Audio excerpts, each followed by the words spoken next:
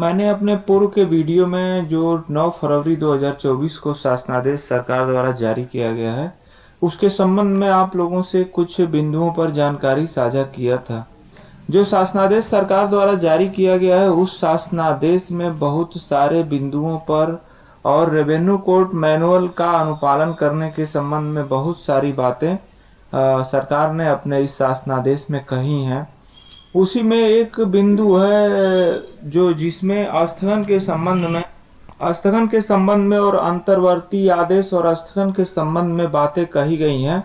और ये बिंदु संख्या 22 है इस शासनादेश का।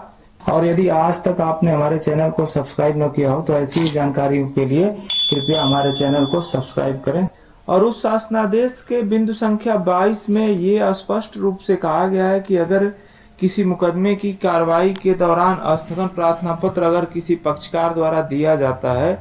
तो उस स्थगन प्रार्थना पत्र में न्यायालय को किन किन बातों को ध्यान रखना चाहिए और उस स्थगन को प्रस्तुत करने के लिए क्या क्या आधार जरूरी होने चाहिए, उसके संबंध में इस शासनादेश में कहा गया है। जिसमें ये कहा गया है कि अगर कोई स्थगन प्रार्थना पत्र प्रस्तुत किया जा रहा है किसी न्यायालय के समक्ष, तो उसमें जो है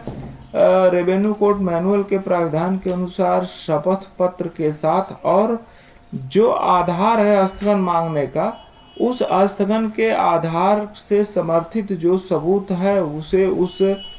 प्रार्थना पत्र के साथ अवश्य संलग्न किए जाएं। और जो रेवेन्यू कोड मैनुअल के नियम 489 और 490 में जो बातें कही गई हैं, उसका कड़ाई से अनुपालन करने के लिए भी ये जो है निर्देश दिया गया है। और ये भी कहा गया है कि अगर स्थगन आदेश पारित हो रहा है तो वह असीमित अवधि के लिए पारित नहीं किए जाए, बल्कि वो सीमित अवधि के लिए ही स्थगन आदेश पारित किए जाए। और स्थगन आदेश यदि आदेश को बने रहने का कोई औचित्य है, यानी आदेश लंबे समय तक बने रहने का बनाए रखना जरूरी है, तो इसका उल्लेख जो है पीठासीन अधिकारी को फर्दे काम पर यानी ऑर्डर शीट पर करना चाहिए। और अगर ये स्थगन आदेश दिया जा रहा है तो उसका ये भी लिखना चाहिए कि क्यों जरूरी है स्थगन आदेश और क्यों जरूरी है उस मामले उस परिस्थिति में, इसका भी उल्लेख करने का निर्देश दिया गया है। अब आइए जानते हैं कि रेवेन्यू कोड मैनुअल के नियम 489 में क्या कहा गया है। तो रेवेन्यू कोड मैनुअल के नियम 489 में ये कहा गया है कि यदि किसी वाद, अपील, निगरानी या पुनर्विचार या अन्य किसी भी प्रकार की कार्रवाई के आवेदन पर ऐसी शर्तों पर जो उचित समझे किसी भूमि को उस वाद, अपील, निगरानी, पुनर्विचार याचिका या अन्य कार्रवाई की विषय वस्तु है, उसको संरक्षित करने के लिए आदेश जो है अंतरिम आदेश पारित किया जा सकता है।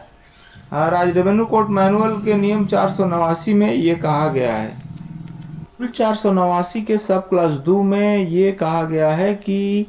अगर न्यायालय को ऐसा प्रतीत होता है कि मामले को में स्थगन आदेश दिया जरूरी है और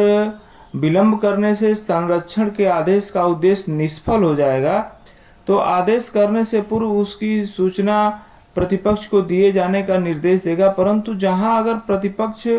को आवेदन की सूचना दिए बिना अगर आदेश पारित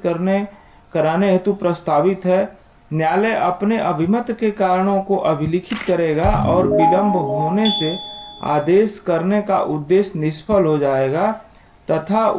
ये उल्लिखित करेगा कि अगर विलंब होता है तो उस आदेश का जो है निष्फल हो जाएगा, उस आदेश करने का जो औचित्य उसे अभिलिखित करेगा। और आदेश पारित करने के तुरंत बाद जो है आवेदन के समर्थन में दाखिल शपथ पत्र की एक प्रति, वाद पत्र या अपील जो भी हो जिस पर कार्रवाई की गई हो उसकी एक प्रति जो है उस संबंधित पक्षकार जो विपक्षी पक्षकार है उसको पंजीकृत डाक से, त्वरित डाक से जो है उसको प्रेषित किया जाएगा। और उस तिथि पर जिस पर आदेश पारित किया गया है उसके तुरंत बाद कार्रवाई तिथि पर एक शपथ पत्र दर्शाते हुए उपरोक्त प्रतियां इस प्रकार प्रदत्त कर दी गई हैं या भेजी गई हैं यानी दाखिल किया जाए। मतलब ये हुआ कि जैसे ही स्थगन अगर एक पक्षी रूप से कराया जाता है तो उस स्थगन के समर्थन में दाखिल शपथ पत्र और उस अपील या वाद उसकी एक प्रति और उसकी प्रति को है जो है पंजीकृत डाक से तत्काल प्रतिपक्ष यानी विपक्षी पार्टी को रजिस्टर्ड पैरवी के जरिए भेजने और उसके लिए जो नियत तिथि है उस तिथि पर ये पैरवी कर दी गई है, इसका एक शपथ पत्र न्यायालय के समक्ष दाखिल होना चाहिए। अब आते हैं 490 जो रेवेन्यू कोर्ट मैनुअल का नियम 490 है, जिसको इस शासनादेश में कहा गया है कि नहीं, रेवेन्यू कोर्ट मैनुअल के नियम 490 का भी स्पष्ट रूप से और अनिवार्यतः पालन करने का जो निर्देश हुआ है सरकार द्वारा। तो नियम 490 क्या कहता है? नियम 490 में ये कहा गया है कि प्रायः देखा जाता है कि कहीं किसी मामले में अपील, निगरानी या पुनर्विचार दाखिल होता है तो ये कहा जाता है कि साहब हमारा वो लंबित है अभी, तो जो है उस आदेश का अनुपालन नहीं होना चाहिए। लेकिन इसके संबंध में रेवेन्यू कोर्ट मैनुअल का नियम 490 ये कहता है कि स्वतः स्थगन नहीं, यानी किसी वाद को दाखिल कर देने मात्र से स्वतः स्थगन नहीं माना जाएगा जब तक कि उस अपीली या निगरानी न्यायालय द्वारा आपकी अपील या निगरानी में प्रस्तुत स्थगन प्रार्थना पत्र पर कोई स्पष्ट स्थगन आदेश नहीं पारित कर दिया जाता है, तब तक जो है वह स्वतः स्थगन नहीं माना जाएगा। यानी आपने अपील कर दिया या निगरानी कर दी उस आदेश के खिलाफ, तो उसमें ये नहीं माना जाएगा कि वो स्थगन आदेश है, स्थगन हो गया है, क्योंकि जब तक उस अपील या निगरानी में पर्टिकुलर जो प्रार्थना पत्र स्थगन के लिए दिया जाता है, जब तक उस प्रार्थना पत्र पर कोई स्थगन आदेश पारित नहीं हो जाता है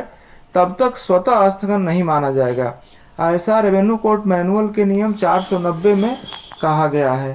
तो सरकार ने ये जो शासनादेश जारी किया है इसमें तमाम महत्वपूर्ण बिंदुओं को रखा है और इसमें स्थगन के संबंध में भी विस्तृत विवेचना करते हुए उन बातों का उल्लेख किया गया है जिन बातों को ध्यान में रखते हुए स्थगन आदेश पारित होना चाहिए और स्थगन लेने वाले व्यक्ति को भी किस तरीके से किस तथ्यों और किस तरह से स्थगन प्रार्थना पत्र न्यायालय में प्रस्तुत करना चाहिए, इसके संबंध में भी महत्वपूर्ण जानकारी जो है साझा की गई है। तो साथियों, इस शासनादेश में और बहुत सारी बातें कही गई हैं जिसका मैं आपको अगले पार्ट में जिसके संबंध में जानकारी साझा करूंगा। तब तक के लिए धन्यवाद।